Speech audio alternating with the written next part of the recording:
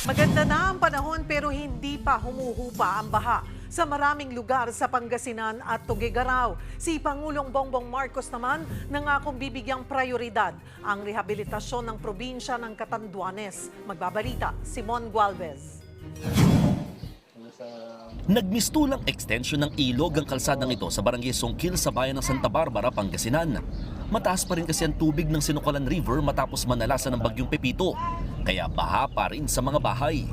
Aabot pa rin hanggang dibdib yung tubig sa ilang bahagi nitong binahang barangay Songkil, kaya no choice sa mga residente rito para makatawid, gumagamit na lamang sila ng mga balsa. Gaya nito, nagawa sa pinagdikit-dikit na mga kawayan.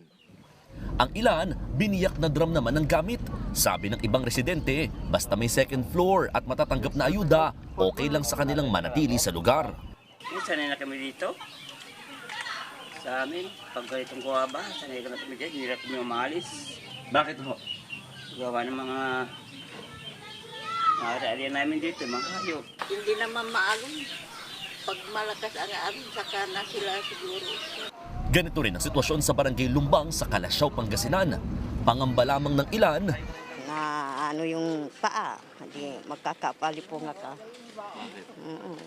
Pag lulubog yung paa. ang masaklap, nalubog din sa baha pati ang mga tinanim nilang ampalaya, talong at malunggay sa likod bahay. Sa bayan ng Lingayen, pinsala rin sa taniman ng problema. Sa kabuuan, aabot sa mahigit 11 milyong pisong pinsala pagdating sa agrikultura sa buong Pangasinan dulot ng bagyong Pepito. 40 barangay naman sa Tuguegarao City ang lubog pa sa baha.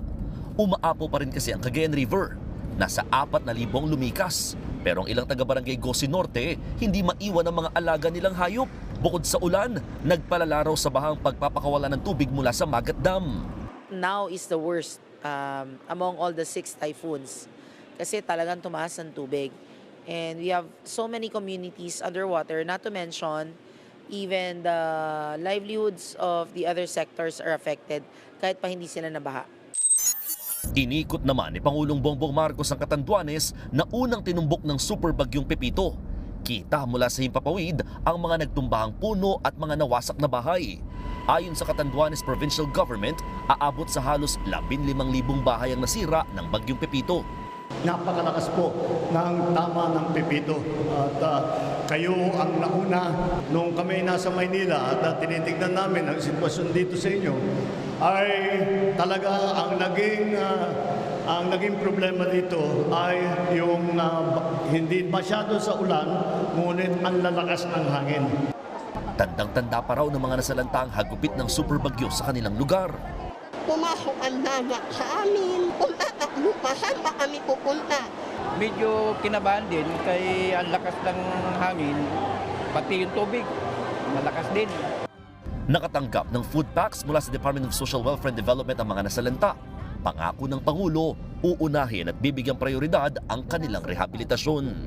Nagbibigay po kami ng mga mga building materials po, mga yero, mga 2x2, pati martilyo, pati pako. Magdadala po kami para kahit paano masimulan ninyo ang pagpaayos ng mga inyong mga bahay.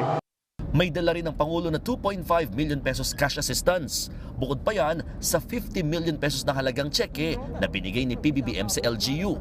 Pinulong din ng Pangulo mga national at local officials ng Catanduanes. Dito pinamamadali ng Pangulo ang pagtugon sa problema ng tubig, supply ng kuryente at linya ng komunikasyon sa probinsya. Sa ngayon, wala pa ring supply ng tubig sa buong isla. Ako, Simon Gualvez, para sa 1PH.